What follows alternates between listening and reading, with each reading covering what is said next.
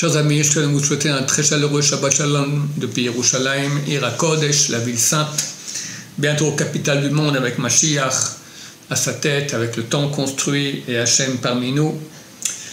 Notre parachat de la semaine, parachat Korach.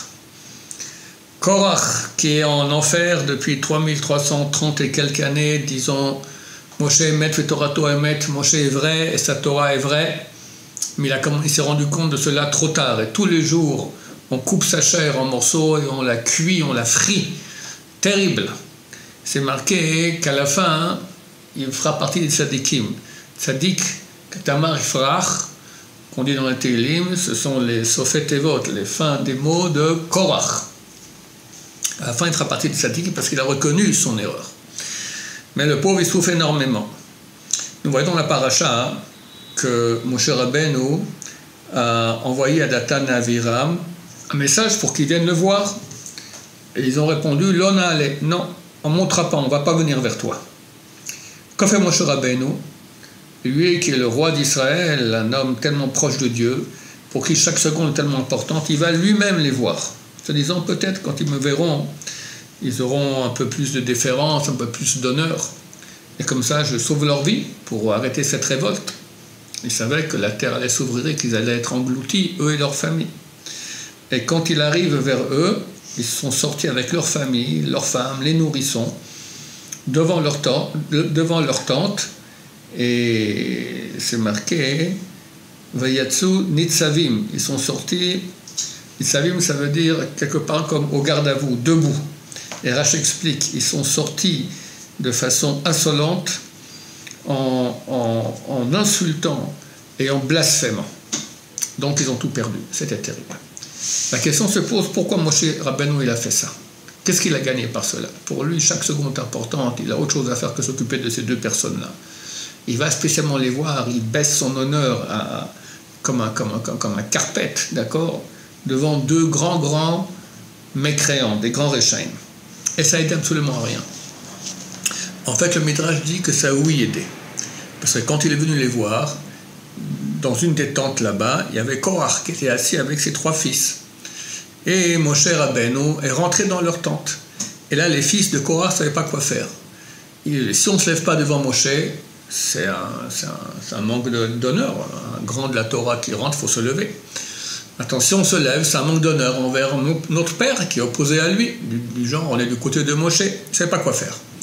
À la fin, ils ont tranché dans leur tête, on se lève. Et ils sont levés.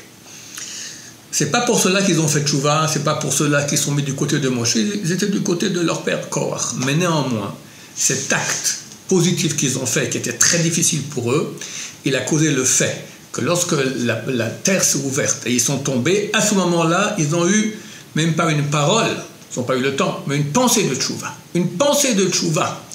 Et un petit monticule s'est fait dans l'enfer et comme ça, ils ont eu la vie sauve. D'abord, de cela, on apprend que la tchouva, c'est pas forcément faire un long vidou. Rien qu'une pensée de tchouva déjà peut sauver de la mort, ce qui s'est passé là-bas. Mais grâce à quoi ils ont eu cette pensée de tchouva? Au fait qu'ils ont fait auparavant cette mitzvah. La mitzvah, elle attire, elle entraîne avec elle une autre mitzvah. Grâce au fait qu'ils se sont levés face à Moshe, c'était extrêmement dur, ils ont eu le mérite énorme de faire tchouva. Comme je dis auparavant, Korach aussi, il a fait tchouva, mais trop tard. Il est déjà arrivé en bas de l'enfer, et là, on ne peut plus sortir. Alors, il fait tchouva aujourd'hui, mais tous les jours, il a une souffrance terrible, jusqu'à ce que bientôt, il y aura Triat HaMetim. Et là, on apprend, chers amis, nous pensons que la Géoula est très proche, comme vous le savez. Il faut rapprocher nos frères. Alors, bien sûr, le dire, viens, fais tchouva, commence à faire Shabbat, commence à faire kasher, arrête de fréquenter des filles, tout ça, c'est très difficile pour eux. Mais il faut commencer à leur faire des petites mitzvot. Plus on fait une mitzvah, plus on traite qu'on fera une mission encore plus grande après, etc. Et comme ça, ils vont faire tchouva. C'est vraiment important. On doit faire tout ce qu'on peut pour sauver nos frères, parce que quand Mashiach viendra, ça va être un jugement. Il y aura une grande sélection. Pas tout le monde pourra survivre. Alors on espère que oui. Vous savez, il y a cette Gemara dans le traité Sanhedrin, page 111, qui dit il y a un verset qui dit « un par ville et deux par famille ». Resh Lakish a dit, quand viendra Mashiach, un par ville et deux par famille seront sauvés. Tout le reste, non. Alors son Chavruta et maître, Rabbi Yochanan lui a dit, Dieu n'aime pas quand tu parles comme ça. Dis un par famille un par ville et 2 par famille sauve toute la ville et toute la famille. Donc c'est clair que le mérite de chacun qui fait des mitzvot et qui est religieux, il va rejaillir sur nos frères. Mais néanmoins, ça ne veut pas dire qu'il n'y aura pas de sélection, il y aura quand même une sélection maintenant. Tous ceux qu'on peut faire gagner, qui auront la vie sauve, qui vont voir Mashiach, ça vaut la peine. Donc on doit agir, leur parler, leur faire des mitzvot, tout ce qu'on peut faire, même des mitzvot toutes petites, ça a quand même son impact. Et prier pour eux, c'est clair que la prière a beaucoup de puissance. Et Dieu nous demandera, pourquoi tu n'as pas prié pour tes frères, pour qu'ils fassent chouva. Nous-mêmes, on regrettera quand on verra qu'on aura pu sauver X ou Y. Donc, chers amis, le moment est venu, il faut que la chouva envahisse le peuple d'Israël et qu'il y ait beaucoup de gens qui commencent à se rapprocher de Dieu. Hachem, ainsi, ils auront la vie sauve et très bientôt on sera Mashiach dans la joie. Amen va Amen. Je vous souhaite à tous un Shabbat Shalom, plein de bonheur, plein de sainteté, plein de présence divine dans vos maisons. Shabbat Shalom, Om Vurach.